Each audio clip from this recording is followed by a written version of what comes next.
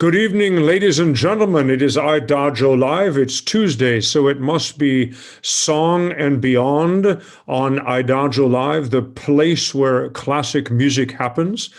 This is a co-production afternoon or evening program about song and things around song with the Hampson Foundation, my foundation that is all about song and singers, hampsongfoundation.org. And I have the inestimable pleasure to interview colleagues and friends and gurus across the world of song. And I must say right up front, I'm so grateful, and we're very pleased that since we started the new Beyond Song and Beyond project with the Hampson Foundation and Facebook Live, as well as IDAGIO Live, that we're pulling in wonderful numbers of 5,000 and 6,000 people crazy about song, whether it's talking about 19th century women composers or 19th century French composers, or as we're going to talk tonight with what I would say falls under the category of guru, everything to do with song in every direction. Without further ado, may I welcome my most esteemed colleague and friend, Steven Blier. Good evening. Good evening to you, and good day from here in Manhattan. Exactly. Yeah. You're in Manhattan. I'm in a hotel in Berlin. You know, a couple of months ago, there were a couple of weeks where I was moving around so much that the subtitle of the program is "Where in the hell's Thomas Hampson now?" Right. I'm afraid I'm starting that again. Now I'm in Berlin in a hotel. I've been at the Bleyer teaching Schubert all day, which is quite fun. And you're in Manhattan. And what are you doing in Manhattan? What's it like right now? Well, that's so hard to say. It's you adjust. I'm mostly home. Yeah. I go out for a walk. I go into Riverside Park, which I love. There are a few food shops where I feel comfortable and safe shopping. I don't stay in them for long. Yeah. I meet friends outside occasionally in the park for lunch. All my socializing has been outside, but what I've been doing artistically is, well, the minute I realized that we weren't going to be able to be in a hall with our audience anymore for a little while, I instantly decided we're going to go video. I've had a taste of it because we had to do our gala on video last May. So I knew the drill. And I've actually really enjoyed the video experience. It's challenging, but the results have been beautiful, just beautiful, and they certainly have kept me busy. I can imagine. And I'm gonna get to that. In fact, ladies and gentlemen, I've got a bunch of stuff queued up that we can do some screen sharing, and I can show you what that's all about. We're talking about the New York Festival of Song, which you founded. Well, I mean, before we get to that, Steven, I promised you and what I told you, this show is all about you and people getting to know you. You're so well known, but there might be people over here. Maybe they don't know where you come from. You're a New Yorker. A New Yorker? I'm a New Yorker. Born and raised in New York. Were you raised in a musical family? Did music come early? Music came very early for both me and my brother, but I would not say we were a musical family. I would say that it skipped a generation. Okay. My mother's father was very musical. And the way I knew this was that when he listened to a lot of music and he would whistle the viola parts. Wow. I mean, he didn't even read music, but he heard those inner voices. And even as a kid, I knew, oh, this guy has an ear. I also knew that my parents didn't particularly. All right. My brother's also very, very musical, plays the guitar. Did you always, and you went to school, you went to high school and all that in New York? Yes. And when did music studies? Did you take piano as a kid? And yeah, I started when I was 5. Started very early at the piano. Wow. I'd been playing for a couple of years because I started playing when I was 3. I mean, it was one of those things where it's a silly story, but I had a xylophone when I was a baby, and so when I got to nursery school, I was 3 years old. I looked at the piano and I went, oh, I've seen this before. Oh, I love it.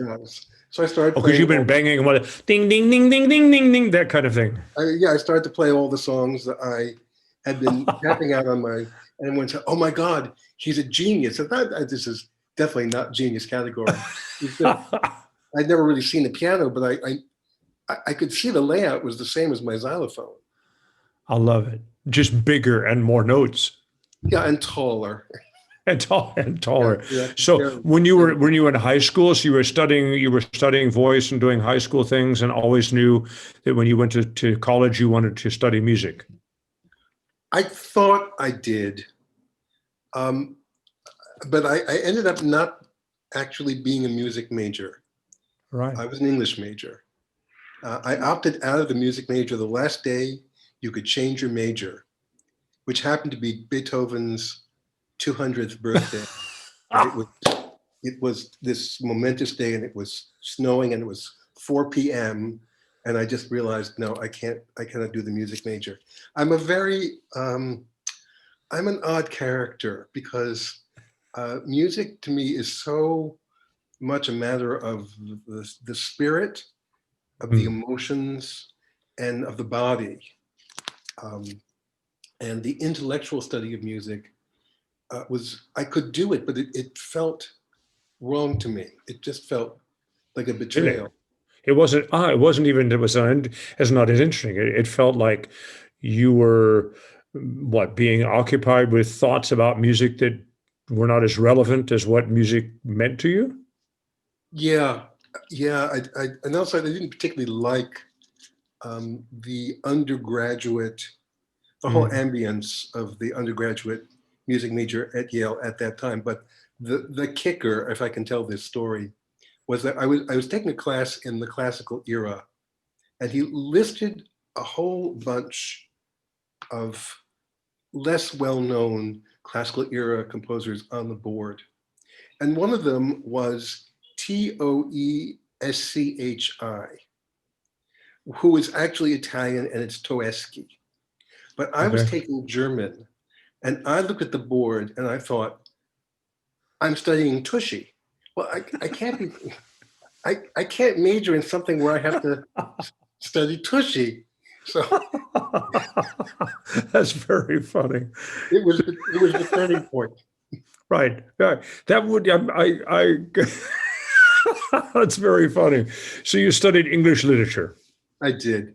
And Was now that I'm everything glad. in the English language or specifically English literature versus American literature? English language, I guess. Yeah, I don't think there was a big distinction between England and America but it Oh, was not okay. complet. It was, Right. yeah. And Yeah, but that must have been, and this was Yale. at Yale, yeah.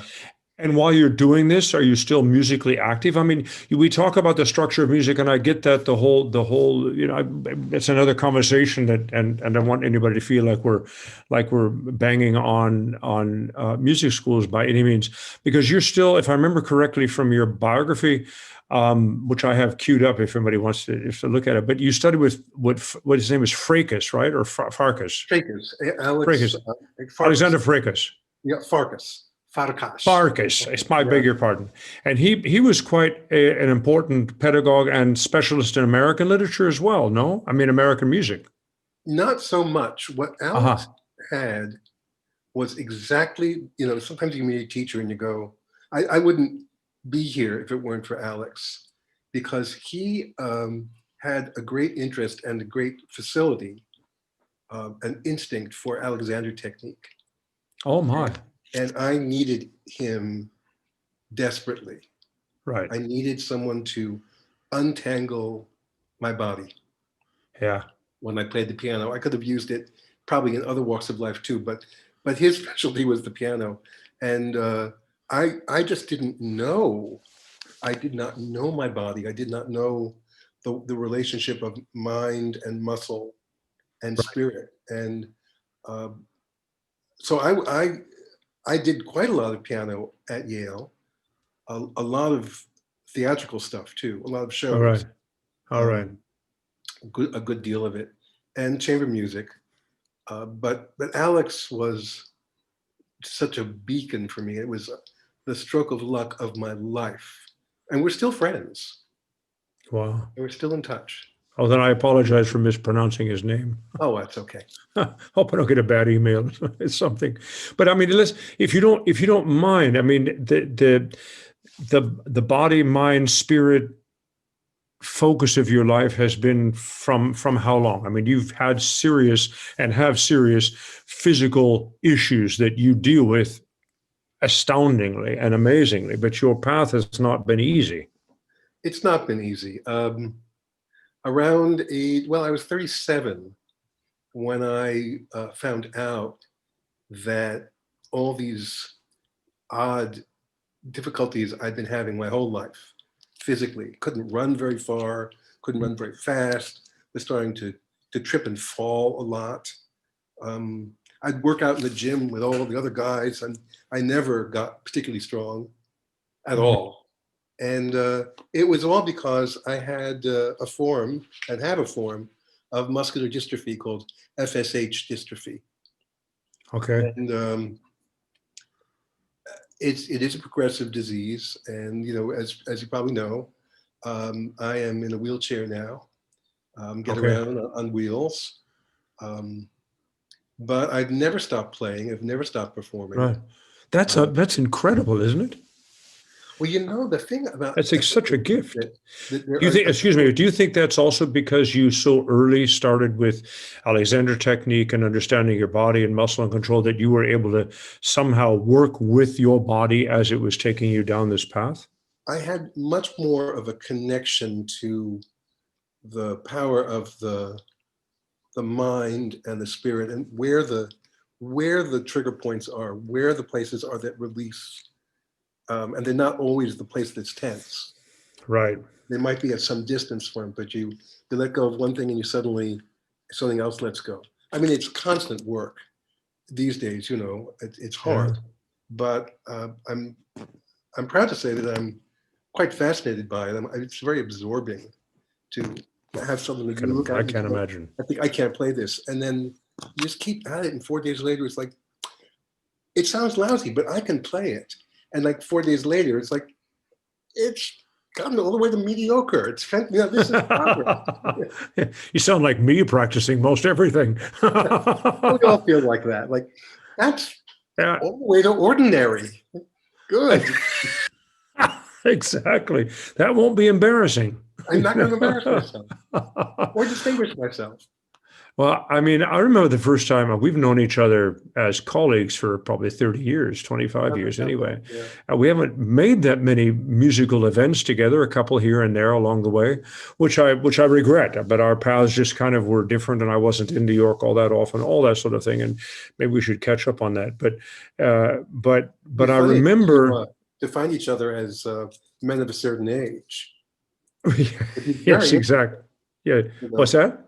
I think it would just be very interesting to find each other artistically at this point in our lives. Exactly. I've thought of that watching these programs that I'm going to show. There's a conversation I think that I am more prepared to have with you in your incredible expertise that I certainly wasn't 20 years ago. I was singing a lot of things and learning a lot of things and doing notes and being a singer and all that sort of stuff. But and I've admired enormously your I was going to say musicological pursuits, but that sounds so sterile, but you and I are at least born of the same cloth, that what's behind what is written is as equally as interesting, if not illuminating, to what we're actually singing about. And people like to talk about the informed performance, and usually that's in reference to the singer, but in fact, it's also in reference to the public. And this is something that you've done with NYFOS that I just think is astounding, and also the breadth of repertoire. I mean, did I read it right? I mean, it sounds like not enough, but it says 140 different programs. Is that enough for how many you've done? I don't either. I lost count. How did NYFOS start? It started in 1988. Right. We're now in our 33rd season. And it started because we had an opportunity to do some concerts in a little hall at the Greenwich House Music School on Barrow Street. And I had seen and met Graham Johnson in Israel. I was doing Kurt Weill with Martha Schlama and Alvin Epstein. He was there with Songmakers Almanac, his thematic song group. Yeah. That was in 1985. And I looked at those concerts and went, that is where the concert should be. Exactly. You know, it does the most esoteric stuff, but since you have background delivered so eloquently and wittily from the stage, suddenly you're listening to some weird ass Meyerbeer song and going, I totally get this. Yeah, exactly. Exactly. The other great influences on my life along those lines were John Morris and Bill Bolcom. Oh my. Also annotate their concerts from the stage. And it's amazing what just a little bit of information, it just, suddenly the song is in Technicolor. Before it was in black and white and kind of out of focus. And now it's sort of there, 3D, it's so different. So when we got invited by B.C. Vermeersch to do some concerts in his hall on Barrow Street, I said, yeah, but here's what we're going to do. We're going to do a kind of a American Songmakers Almanac type thing. Just everything was going to be thematic. I mean, nowadays thematic concerts are very much de rigueur. People slap titles on everything. Right. They just put a title on a concert so that it looks like it has a theme. And it does. But back then it was kind of new. Yeah, well, I mean, actually, you know, being out on the recital network, as it were, you know, very often, you know, after you've been there a couple of times, and then they say, somebody, you know, your agent is saying, well, you know, Hampson would love to come back. They say, well, what's the concept? Well, you know, what do you want it to be? But you know, when I started singing a lot of recitals in the States, I was actually one of the last wave of community concerts. Did you do community concerts? Oh yes. That was a wonderful series. That was a wonderful system. I broke my heart when, I mean, I think that it was actually, I mean, now that Columbia Artists itself is gone, I guess I can be critical. Yeah. In the day when it went down, I just knew a little too much behind the scenes. It broke down because of greed. Yeah. And it lost its mission of the greater good, and ergo dumped out, you know, the rural, non-connected cities of America. If you know, all the ones you now fly over, that you used to go by, you know, train, plane, car, and whatever else. And it was really, really too bad. It is really too bad. Did you go right across America with them?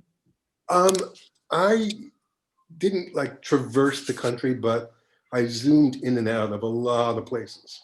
Right. How many states have you performed in? I have not counted. I don't. It's got to be a bunch, isn't it? Oh, a lot. Yeah. I think I'm up to 37. The last count. I really want to get to 50, but I'm going to have to take the boat up to Alaska. You know. Did play in Alaska.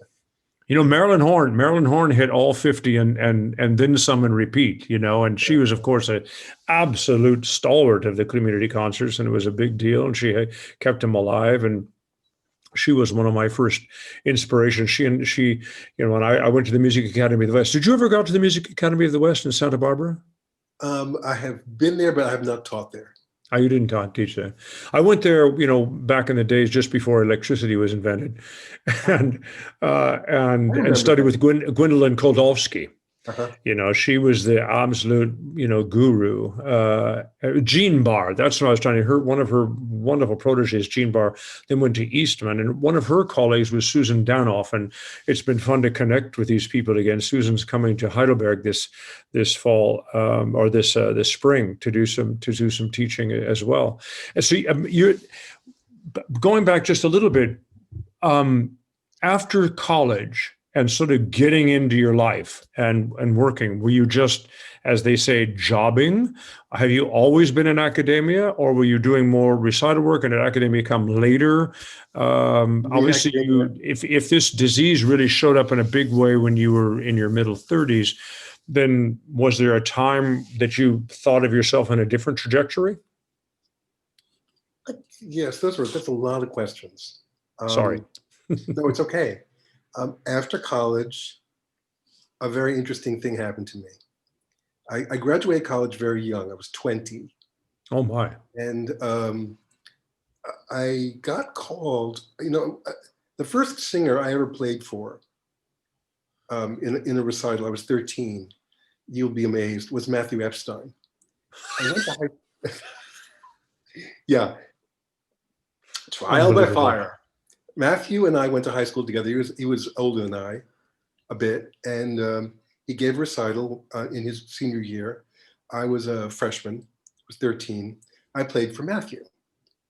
Through Matthew, I met the Olsen twins, David and Chris, the directors. And Matthew and I stayed friendly the whole time. Well, we've been friends, do the math. Yeah. But David was directing a production of Barber of Seville and it was rehearsing in New York, but performing in Florida. Mm-hmm. And he needed someone to do 4 hours of rehearsal, two 2-hour sessions. So he called me. I think Matthew was trying to help me along as he did at the beginning. And so I showed up early for the first time and last time in my entire life.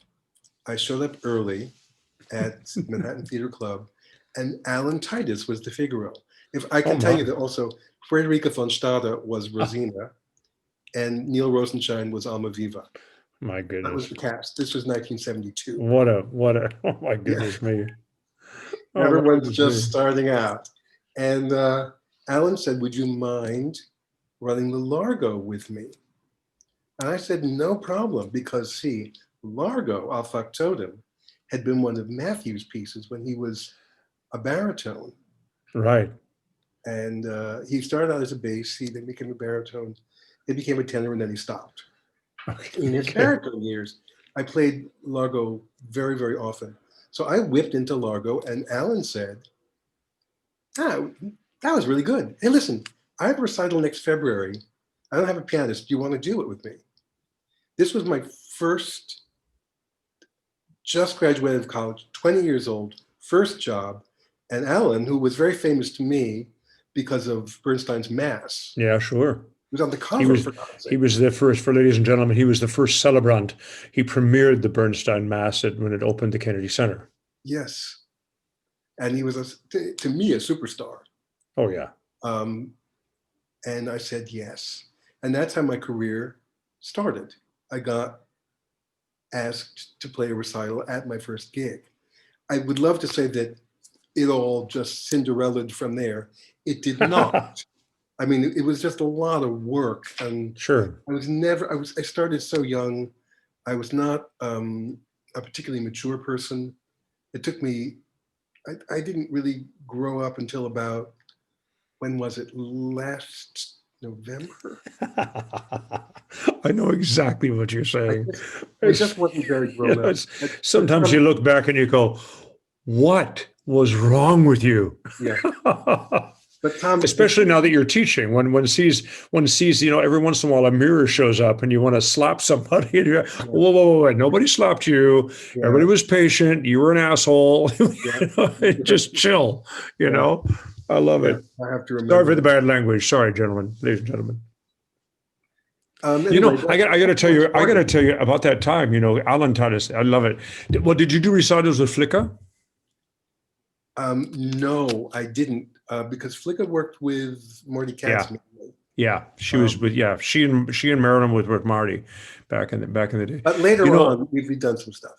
I'm just behind you guys a bit. I mean, Matthew Epstein, if you don't know, by the way, ladies and gentlemen, Matthew Epstein is a legendary artist agent in the heyday of Columbia artists, and also now a advisor to many of the most important opera houses for casting and development of young singers, and is also giving master classes.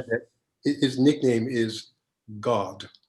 Yeah, yeah. It may be written small g, but a singer knows exactly who they're talking to when they talk to Oh Matthew yeah. Epstein. But the apropos Alan Titus, because you're just guys are just a little bit ahead of me. I was in the boys' chorus at the World's Fair in Spokane, Washington, my hometown, in 72 or 73. It was just after. In fact, we did a production of Mass, and I was the understudy. Michael Hume came out and did it for us, who did a lot of them. It was a couple of years after that. But we had the World's Fair, and there was a production of I Pagliacci. And I was in the boys' young men's chorus. I mean, I wasn't a boy necessarily, but I was in the young men's chorus. And the cast, it was Richard Tucker's last Canio. Oh, wow. He died about 6 months later. Nicest man you've ever met in your life, an unbelievable singer. And Kari Nurmela, the great Finnish baritone, who I then met many years later when I came to Zurich, which was an amazing. But the Silvio was Alan Titus. And, he was just, he was young, handsome, dashing, wonderful voice, wonderful singing. And we all just went, wow, that's how you're supposed to do that. I mean, oh my goodness, oh my goodness. So, everything kind of goes around in circles, but that's an incredible, oh my God. So you're doing recitals, you've got this, and then the song almanac thing comes. I think Graham's done with the singer's almanac, isn't he? Yeah, that's been done for, I think, quite some time. Quite some time. But yeah, Graham inspired it, and opportunity and inspiration all came together. And I started my career in 72. I started NYFOS in 88. So in the 8, yeah. So there've been 16 years there of recitals. I played for some very good cabaret singers too. I've always been a crossover kind of a guy, always. Right. And made very little distinction about it. But what was happening in the recital world for me was that the better known singers I was getting to play for did not want to learn a new song. They did not want to explore anything, and they did not want to sing anything that their audience could not hum along with. And I thought, well, I'm kind of getting somewhere, but I'm also kind of getting nowhere, because I don't want this. I want the trappings of this, yeah, and the nice dinner afterwards and the champagne toast. But I think the recital that we're doing is not that interesting. Right. I remember I tried to get one singer, very famous, legendary singer, to learn the intro, the verse to White Christmas. Oh, get out of here. I couldn't find the sheet music. I wrote it out by hand. And on the train ride up to her place. The sun is shining, the grass is green, the orange and palm trees sway. Yeah, the whole setup. It's all about being in LA. And that's why they're dreaming of a White Christmas, because it's just too hot. It's tropical. So I handed to this distinguished singer. She looks at the piece of paper, and I would not say that she threw it on the floor, but the floor is where it landed. I mean, she just was not biting. So the idea that I had so much music I wanted to explore, and just the idea that a concert could be something that would stimulate, delight, educate, take people on a journey, a real journey. I wanted to be involved with that. And that was the birth of NYFOS. So were you reading? I mean, did you have a group of singer colleagues, friends? Would you guys just get together and read through books of songs, or was this just your private passion? You'd be grabbing the next one and finding, oh, what a great song! If I can just find a soprano, oh, what a great song! Oh, a baritone should sing this. Making kind of a mental list. Is that how it went for you? Yeah, it was more that I would get a program idea, and then go madly hunting for rep. In those pre-internet days, it was much harder, and cast the concert. Okay, were you and Matthew still in contact? Did he help you then find some singers that might work, especially the younger generation? We were in contact, but Matthew didn't get interested in NYFOS until a few years later. Okay. It was very grassroots back then. Right. So when you say we, was Michael Barrett there from the beginning? Michael was there from the beginning. I knew Michael because he was in Lenny's orbit. Yeah. When in the last years that I was singing with Lenny a lot and Tanglewood and met Michael, and incredibly impressive guy, kind of everything, good looking, smart, talented, play, talk, unbelievable. Yeah. And I remember when you guys started. I mean, I came to New York in a big way in '86 for my debut. So I remember beating in on the Festival of Song, and I think there was also I think Armand Guzelimin, if I remember correctly, who I had been working with a lot. Wasn't there a Los Angeles Festival of Song as well? Yeah, there might have been. It had nothing to do with us. I don't know. I mean, there was no competition, but it was just sort of going on. But I mean, what you just said about how programs should work and what the repertoire is about. At that time, that was a little ahead of its time in terms of programming. Not that everything was boring, and I'm not trying to toot my horn, but I've always liked to wander off on the edges of known repertoire myself. But the idea that a program is just more interesting if it's got a creative center and an exposition in and of itself, rather than a list of songs you've learned. And well, that was kind of the Columbia artist. That was also the formula that broke down, because it was like, what's your recital this year? Yeah. I never knew quite how to answer that question. Well, what do you want to hear? And I remember calling up some presenters, and they were shocked that I, as a singer, would call me and say, what does your public like to hear? Well, if I have to be honest, we don't care much about Schubert, but they seem to like, Mahler and Strauss. You got any of those? Well, but that's a in terms of answer, though. Well, exactly. But in terms of what I do want to say, I don't know if it ever happened to you, but it happened to me that people would say, I know you like to talk from the stage, but our public really doesn't like that. Can you just not say anything? I said, oh, but we're doing all these American songs that I think people are going to be a little bit, and I said, and this is also presenters that refuse to spend money to print the notes that I wrote. Wow. Right? I mean, you gave it to them, and all they had to do was put it in the program, or the texts. So it was a bit of a double-edged sword getting successful. But it was interesting to have people say, please, they just don't like to be talked to. Just come out and sing your songs and be you and get out of town.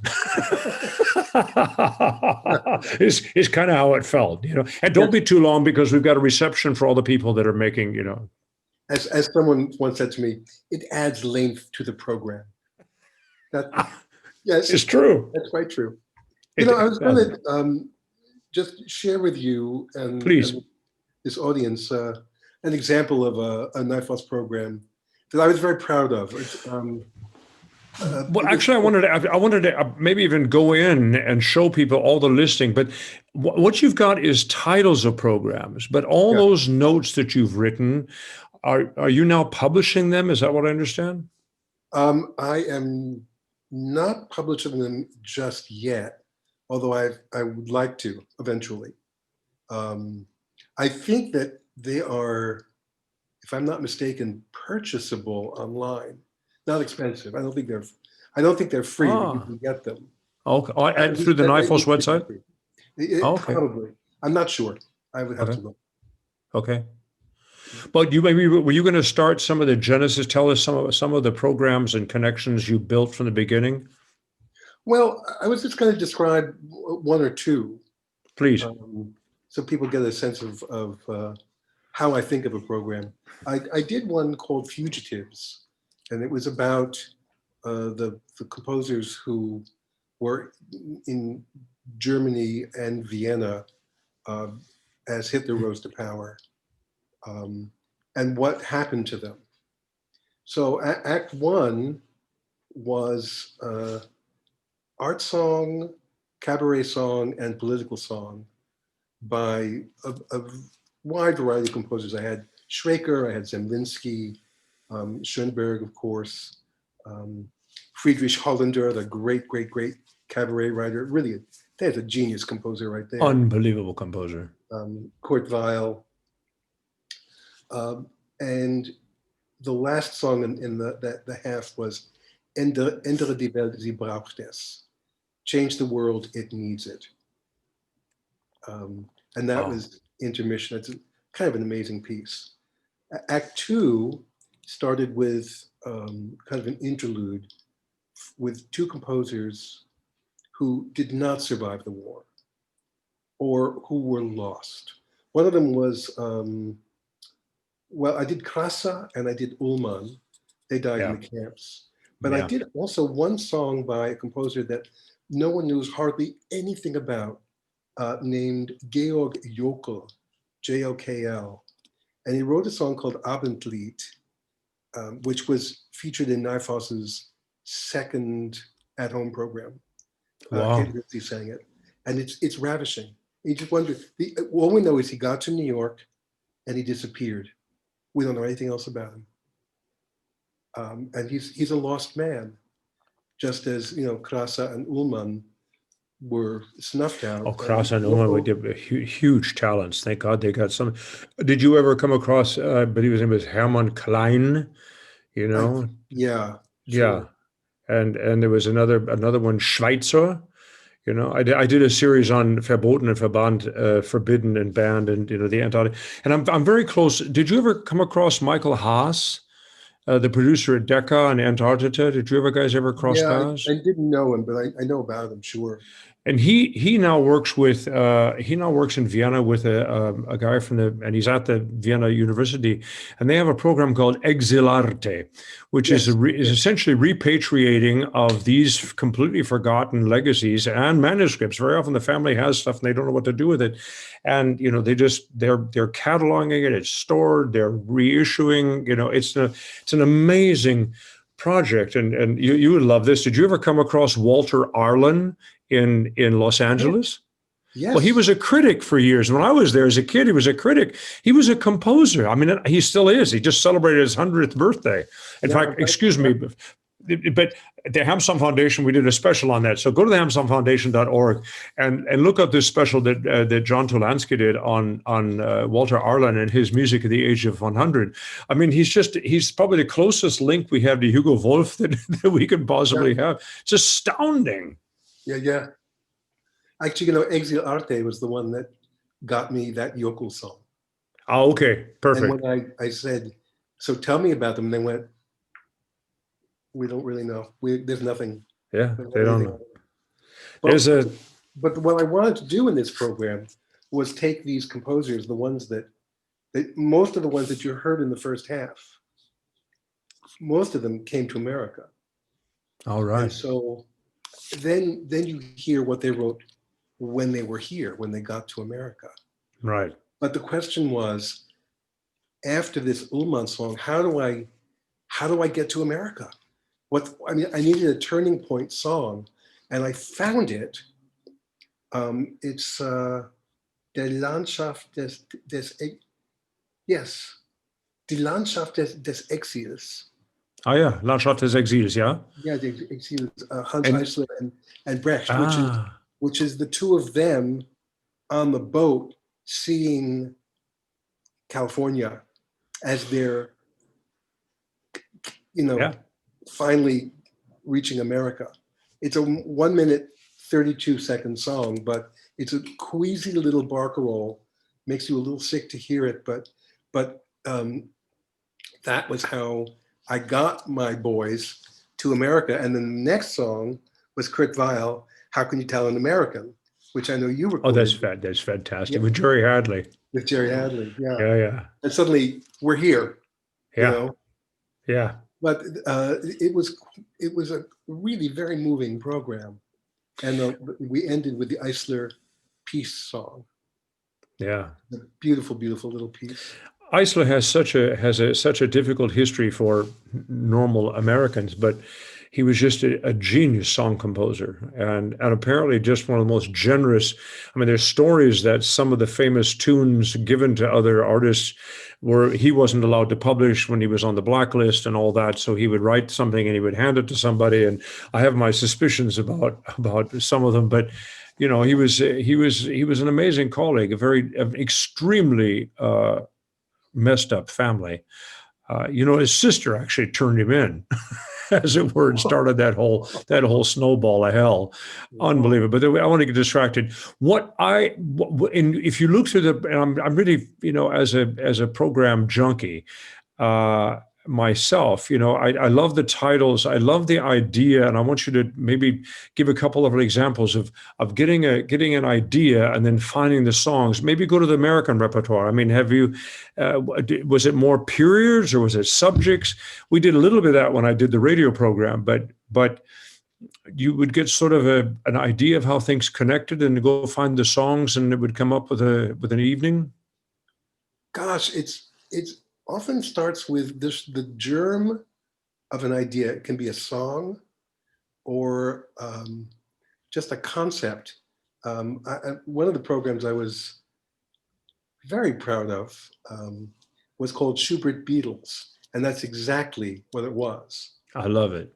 And I was I was a little afraid of this because in New York, people like their Schubert a certain way, and they also like their Beatles a certain way.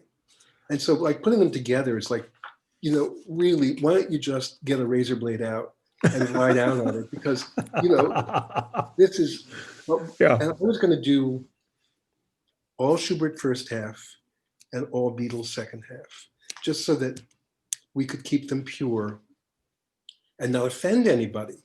And the whole cast said, no, we are interleaving them. It's going to be Schubert, Beatles. And we found songs on similar themes, like we did Im Frühling, and then it was the introduction to Yesterday. Oh, and I love it. It was beautiful. I and love you know it. what there was about this program that was so touching was how good the Beatles songs sounded next to Schubert. And how well constructed they are. I mean, John Lennon was just a genius. Yeah, they're very well written. And of course, my arrangements of the Beatles songs they're basically jazz arrangements, but they were meant to be inspired by the Schubert song that had just come before them. They kind of dovetailed in. Okay. Like you did the arrangements yourself? Yeah, sure. Always. Wow. Yeah. We did Du liebst mich nicht, going into For No One, which was it was devastating. It was fantastically good. The end was Taubenpost and In My Life. I love it. I love it. I love it. It's fantastic. I'd love to do that program again. I mean, you have this long list and it's on the website, and hopefully somebody can get the notes. I mean, I've gone on a couple of times and thought, where can I get the PDF? I'd be glad to buy it, or, you know, why don't you let me house all your notes or whatever it is you're going to do. I mean, you really have to, because the titles are fine. Having a list of the songs would even be better. But all the stuff that you write about this, and what I really love from the beginning is that you've gone after the emotion and the human experience and let the genres take care of themselves. Yeah. And this was very foresightful, Stephen. This is not something in the 80s and 90s that it was sort of one world or the other. And now it's become more de rigueur, as you say, and rightfully so.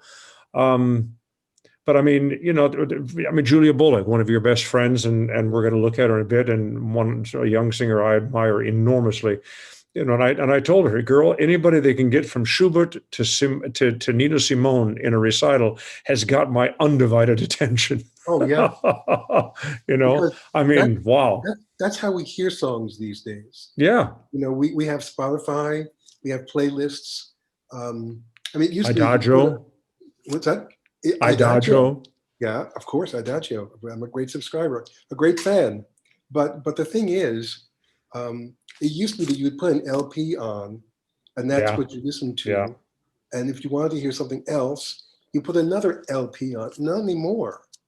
that's right. So people's minds are more flexible and fluid about genres, I think. But Stephen, I think they always have been. It's the record companies that were so focused on boutique management and marketing and branding. I remember, I mean, when I came rather late to making solo albums, believe it or not, and I had already been involved in projects. But I remember the conversation when I said, "Well, what I really would like to do are different composers on Deskanam and Wunderhorn, the used magic horn. You know, also taking out from Mahler as well. I mean, you might as well have thought, well, I'd like to end my career tomorrow. I mean, Yes. they had no clue what to do with it. Well, you can't. Well, no, this is still on Days of Tower Records. Well, I mean, what you don't, you're not. Nobody knows who you are. So what bin are they going to put this in? Exactly. And I That was the said, whole thing. What bin and what? what do we say on the side? Yeah, No one, Mahler they know. but Knaben und Wunderhorn they know as a Mahler piece. yeah, and that's how they marketed it, Yeah. actually. And then it went on to win a bunch of prizes. And I'm not trying to beg, but it kind of went. Oh, I get. Well, okay, let's try this concept thing. But I still stayed in the vernacular, as it were, or in the classical genre. But I love the fact. Have you gone as far as Paul Simon or Sting?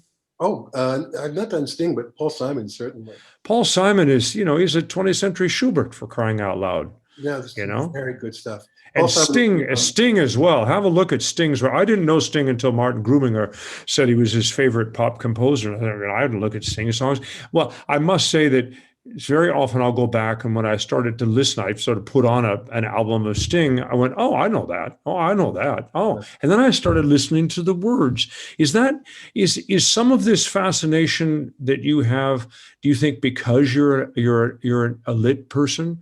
Because literature is more reflective of socioeconomic strains and ebbs and flows, and then you've picked the music to actually hear that happen. Is that a good description? I think so. I think that there are certain human experiences that are captured so immediately in popular music. And I have a lot of respect for popular music. The great stuff is really great. Right. Oh yeah. I mean, seriously. Now, we should drop the needle on a couple of things. Let's fast forward to. I mean, there's so many programs. I want to go into screen sharing and just quickly show the NYFOS website. But what I really want to do is first set us up a little bit. I've got your latest Myths to Live By queued up. And right at the second song, the Strayhorn piece.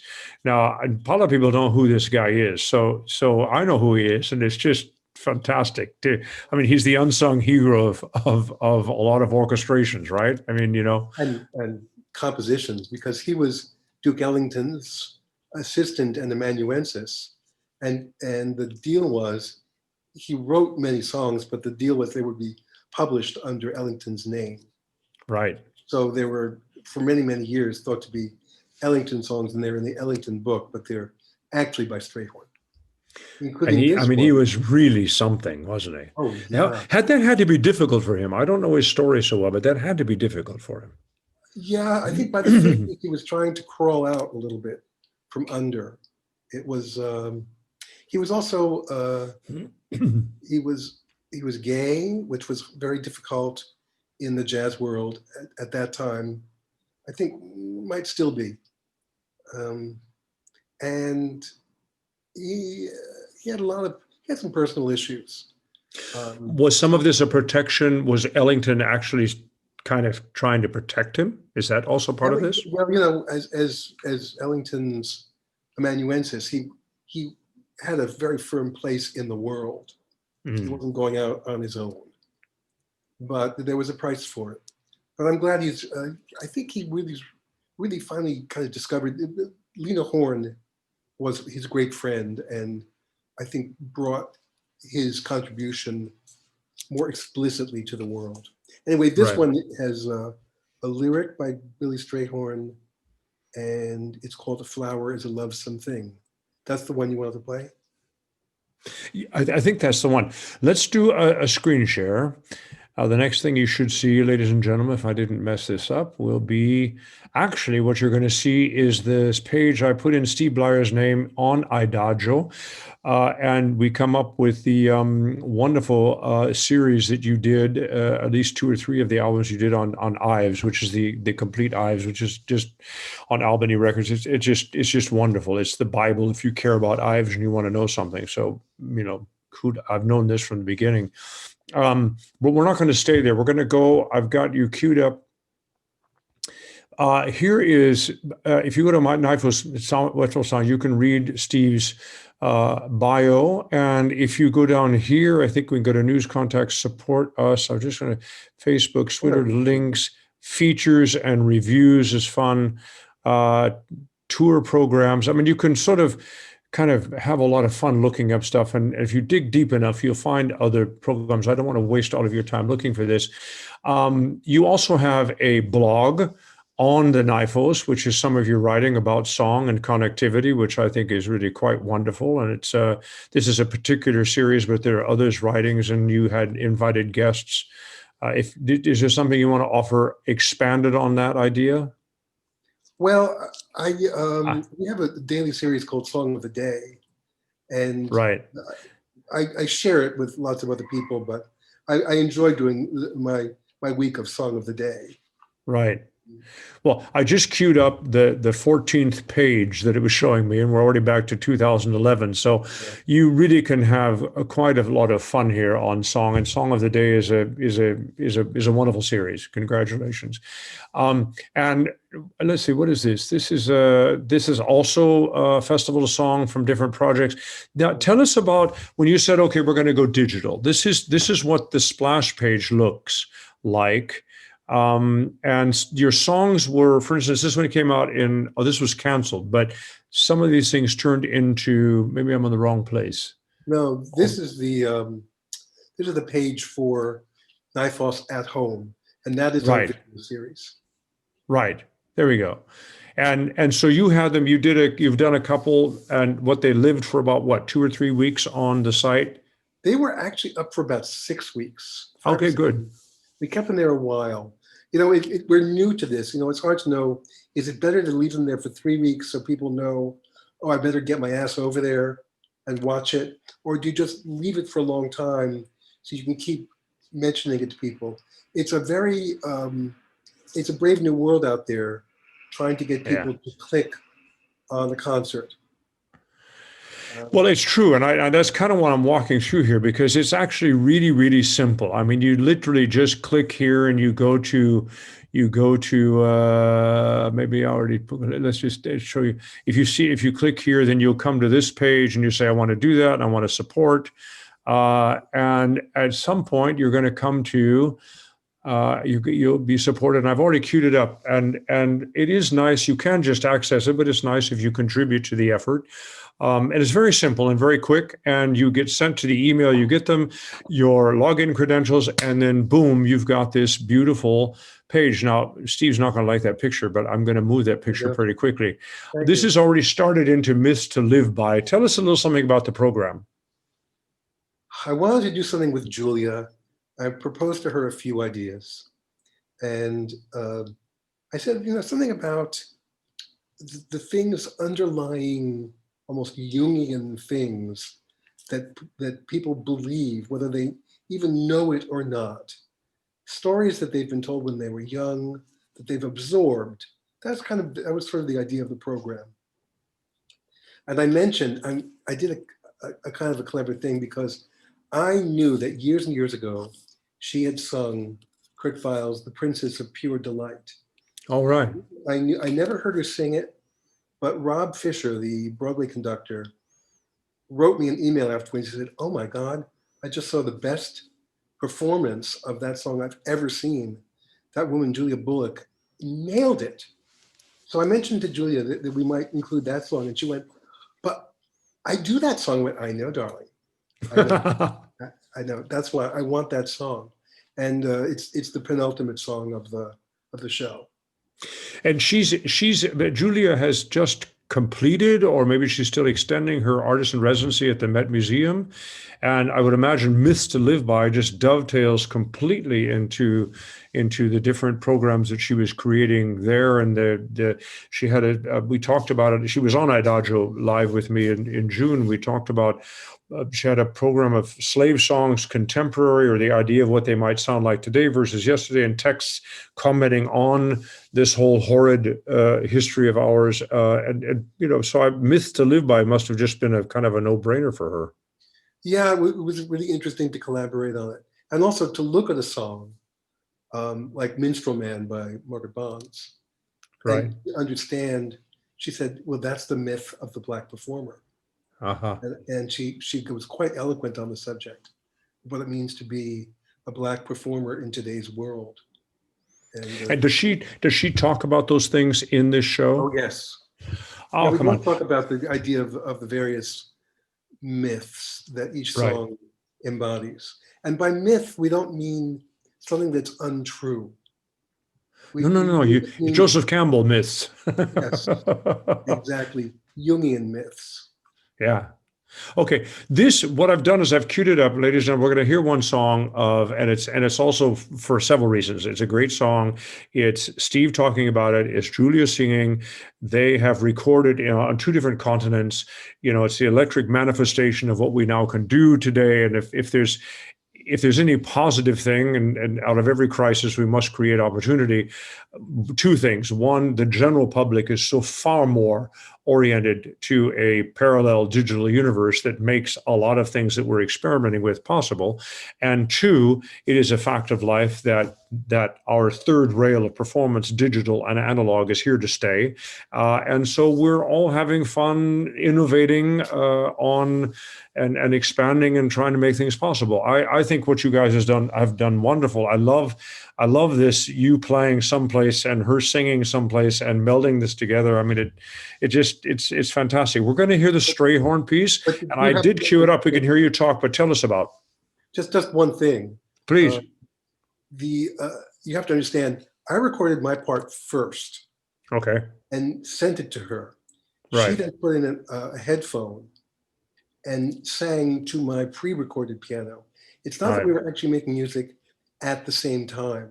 No, I get that. Thank you for correcting that. Thank you for clearing that. The audiences don't always know that. They think that we have some, space age digital interface. We do not.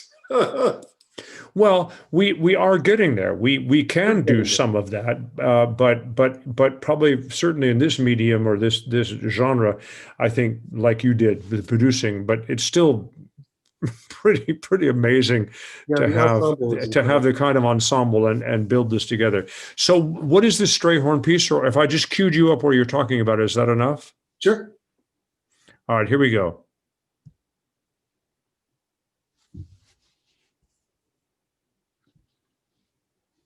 Song. It's a tune by Billy Strayhorn, a composer whose music I truly love to play. He wrote the tune in 1941, and he added lyrics 25 years later. Billy Strayhorn creates unbelievably gorgeous and very special chord progressions, really opulent stuff that makes my hands feel really smart. Here to give you this song, A Flower is a Lovesome Thing, are the team of Julia Bullock and Steve Blier, creating musical intimacy across two continents.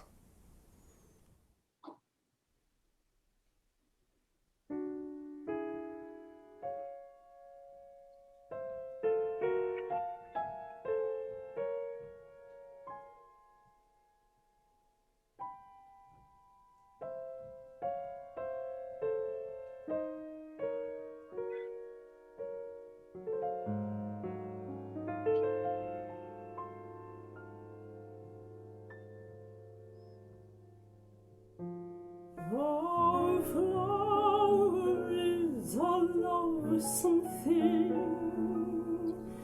a luscious living, lovesome thing, a daffodil, a rose, no matter is such a lovely, lovesome thing. A flower is the heart of spring that makes the rolling hillside sing. The gentle winds that blow, blow gently, for they know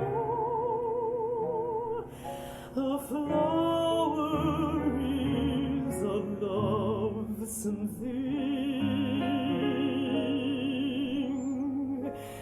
Playing in the breeze, swaying with the trees, in the silent night or in the morning light. It's a miracle.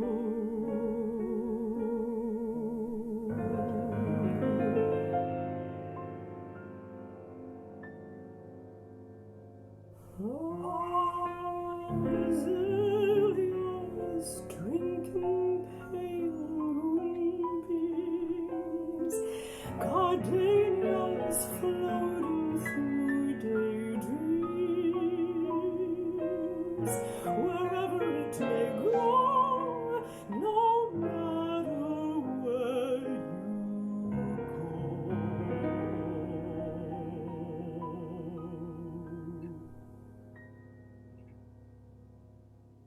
A flower is a lonesome thing.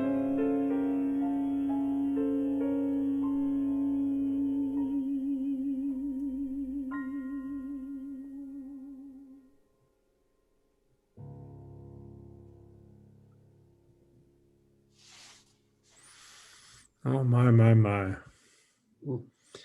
That's not bad.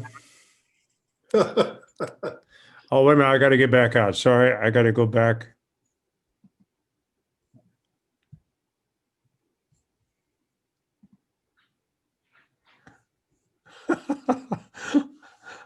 Uh, I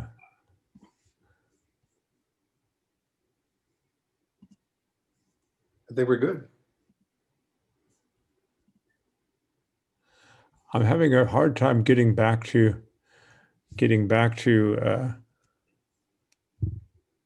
there we go.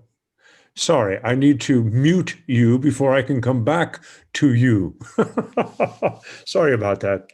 All right. Ladies and gentlemen, it's a wonderful program, and all the programs that are coming out. And I really want to give a shout out to this series on New York Festival of Song, and to Steve, and to the colleagues. And the first program I saw was with the wonderful Denise Graves, who we also had talking about song a couple of weeks ago, and also an old friend of the business. And that, I must say, is one of my fun things about this IDAGIO live program that is now Song and Beyond. I get to visit with all the colleagues that I don't get to see very often, and you and I certainly have not spent nearly enough time together. But maybe that's time to change that. But I just think it's incredible what you've done over the years, and I think it's incredible what you're doing. And you're obviously, have more ideas. I have a question. Do you ever repeat a program? Yes. Okay. I do, because So how many times did you do Schubert and Beatle? I've only done it in New York once. I did it in Kansas City, and I did it in Utah. And I Okay. would love to do it in New York again. I think we should do it over here. I'd like that very much. I think it's exactly. I actually could see this functioning really well in the Schubert week. I think it would just kind of go push, everybody go, what's he doing? Or it would be my last season. But I think in general over here, song is very treasured in poetry. And yes, if you're going to do you know, the Heilige Kunst, and that's what that evening is about, then the expectations are for that. But there's also a very wide thought public over here as well that says, okay, if you're going to give me the evening of Schubert and Beatles, just make damn sure that it's right and that it's good and it makes sense to me, and they'll take that journey. So it's not like, oh, that's a vulgarity against Schubert, you can't do that. That mentality, I think, is truly also broken over here. So I think it's something we could discuss. You have to, your archive at NYFOS needs to be more there for everybody to learn from. I will work on that, Tom. I'll take a leaf from you. Let me see if I can help. Oh, Well, but you are writing a book, right? Is that true? I am writing a book, yes. On? Well, Norton Books took me out to lunch about 5 times over the course of a couple of years. They said, we really want you to write a book.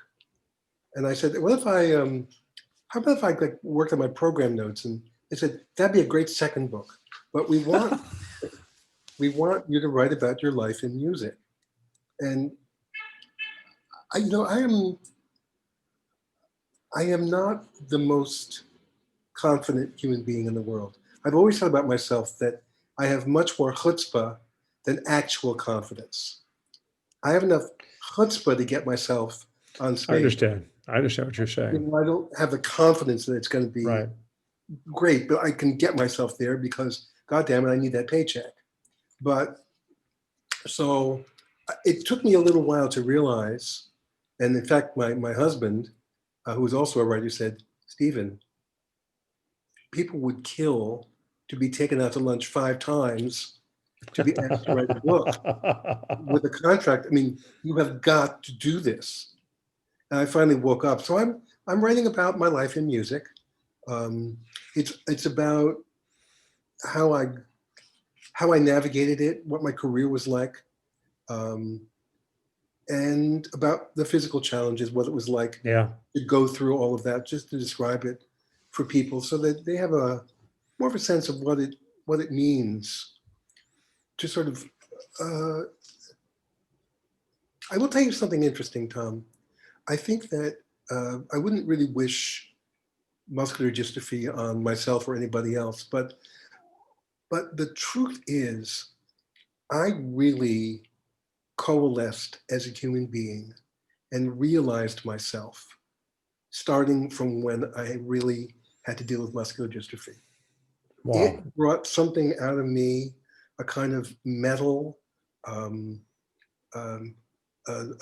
kind of a fierce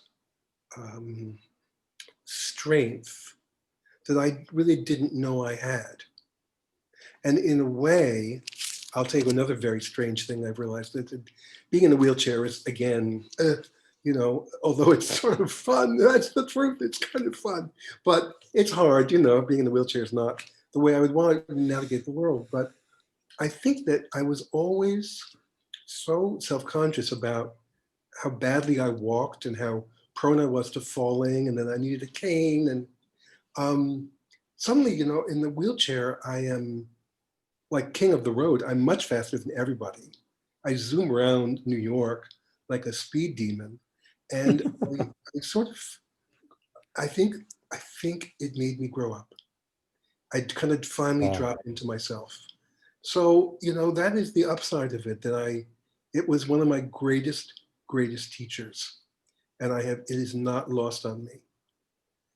I want to tell you something also, Tom. I've never told you this, or really anybody, but we were together once. We did Begin the Begin. Yeah. At, Ross Hart's, it was a Ross Hart celebration. Yeah, Moss Hart. Moss Hart. I'm really bad with names. No, you're great. You're great. But there was a great big couch backstage, which I made the mistake of sitting at, a big, soft couch. And at that time, I was still on my feet, although I think using a cane. I think you were, yeah. And you were very sensitive to me. I was in that couch and you looked over and you must have seen that I was already planning, how in God's name am I going to get out of this couch? Because I had sort of sunk into the place where my legs were not going to be strong enough to get me out. And you just came over and gave me your hand. You didn't ask. You just saw that your brother in arms could use a hand. I've never gotten over the kindness and grace of that moment. So thank you. Oh, Steve, that's very sweet. I actually remember that. I remember you say, because it was it was a couch that was, as we say in German, ausgearscht, you know, and you wanted to rely. I remember, and you sat down, and I could see you disappear into this non-existent sofa, and I thought, one, that's got to hurt, and Yeah. two, you know, come on, man, let's go. You know, let's not do this, right?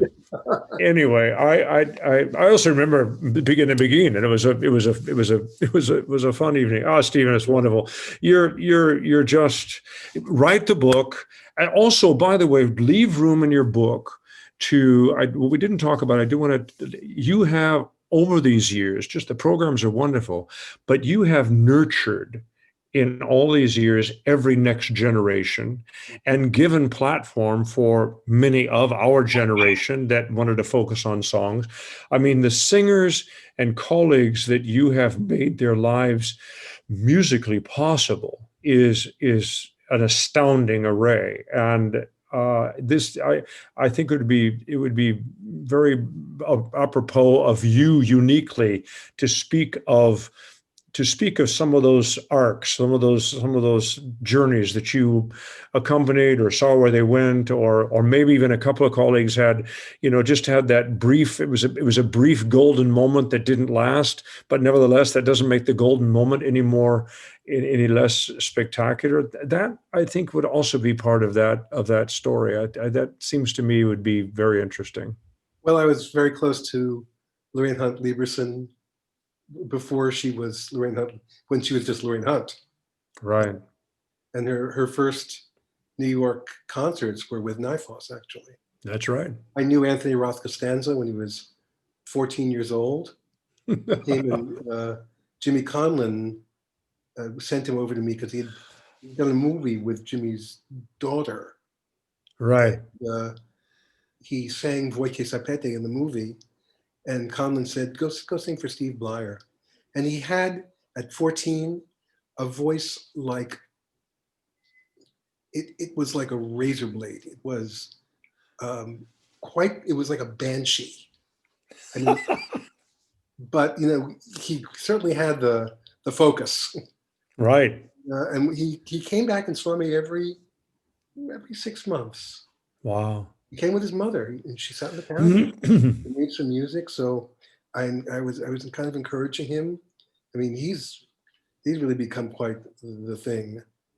Oh yeah, Live when she was very, he's Mr. Man. We sit on the board of Manhattan School of Music together, but I'm just you know, I do what I can up there. But he's become quite a force in Manhattan. He's also been amazingly active during the COVID crisis, to his great respect. And these what do you call them, truck, you know, the flatbed truck concerts and running around. I mean, he's an amazing artist, an amazing human being. I admire him a lot.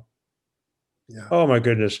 Oh, we could talk for hours. Anyway, ladies and gentlemen, we've burned up our hour. We've and that sounds cruel because it's been a wonderful hour. I've enjoyed our conversation enormously. I hope you have as well. And yes, do write the NYFOS people who you're looking at all sorts of supportive letters. One, it's a great organization. Two, it's a great series. And three, you want to read their program notes from the last 30 years. And when it works, to let me know, because I want to read them too. Anyway, thank you for joining us on Song and Beyond. The HamsongFoundation.org thanks you. I thank you. IDAGIO.com thanks you. Steven Blier thanks you. And all that thankfulness, we will sign off. Thank you very much. Hang on, Stephen. We'll just say goodbye to everybody. If you want to say goodbye, go for it. I just want to encourage people to tune in to NYFOS at Home. Yeah. It's NYFOS, NYFOS.org / at home, one word. We have one concert up and one more. Our Christmas show is coming. It's called A Goyish Christmas to You. And I love it. A whole bunch of Christmas songs, some famous ones, some adaptations of famous ones, some special ones, all by Jews. It's a very, very funny program, which we have done every year. This will be our 10th time. Oh, fantastic. And, more stuff coming in the new year. So please do tune in. Yeah, are you going to keep going with this? Yeah. NYFOS at Home? Yeah, for the whole rest of the year. Oh, fantastic. I want to feed my audience those songs.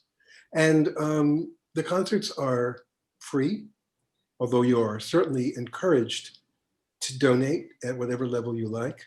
And we encourage that, of course, but please just give yourself the gift of some music. Pour yourself a glass of wine. You don't have to get dressed up for these concerts, although I do, and enjoy it. Join me. Well said. Good night, ladies and gentlemen. See